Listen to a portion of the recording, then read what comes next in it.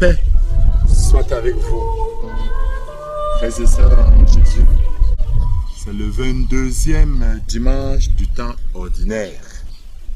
Dimanche passé, Jésus nous disait de nous efforcer pour entrer par la porte étroite, insistant sur la pratique de la justice et le rejet de l'appartenance. Et nous disons ni l'appartenance ethnique, ni l'appartenance à un culte, ni les rites ne pourraient nous permettre d'entrer dans le royaume des cieux. En ce jour, Jésus nous amène à une profondeur encore plus belle, la profondeur de l'humilité.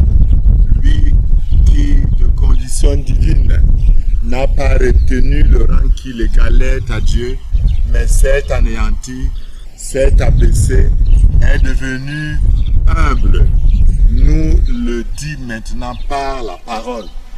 L'enseignant, il trouve l'occasion au cours d'un repas où il regarde les invités qui montent, les invités qui sont assis, et il en profite pour donner cet enseignement. Quand vous êtes invité à un repas, ne prenez pas la première place. Prenez la toute dernière. Et là, celui qui vous a invité tous, s'il vient, estimant que vous devez être porté devant, vous amènera en pompe, j'allais dire, à la première place. Et l'enseignement de Jésus, qui sonne comme une maxime de sagesse, qui s'élève sera abaissé, qui s'abaisse sera élevé. C'est ce que reprend la première lecture. Ben Siga, le sage, nous donne également cette maxime de la sagesse. Mon fils, accomplis toutes choses dans l'humilité, et tu seras aimé plus qu'un bienfaiteur. Plus tu es grand, plus il faut t'abaisser. Tu trouveras grâce devant le Seigneur. Oui, Ben Sirach, qui nous le connaissons, a une approche plutôt pessimiste, mais réaliste de la vie, nous montre ce chemin que nous découvrons tous les jours. Celui qui est humble, celui qui vit dans l'humilité, est aimé et apprécié. Le psaume 67 qui nous est proposé aujourd'hui nous montre que Dieu est proche des justes, Dieu est proche des humbles, Dieu est proche des captifs et des faibles.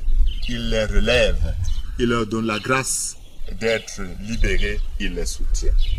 Frères et sœurs en Jésus, ne l'oublions jamais. L'orgueil et l'arrogance discréditent radicalement toutes les apparences d'une qualité, alors que l'humilité en garantit l'authenticité. À la suite de Jésus, notre Maître, sachons être humbles, à l'exemple de Jean-Baptiste qui s'est humilié disant qu'il ne peut même pas délier les lacets de Jésus.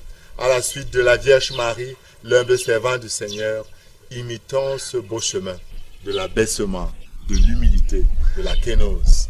Alors le Seigneur nous élèvera. Qui s'élève sera abaissé et qui s'abaisse sera élevé. Et que le Dieu de miséricorde vous bénisse.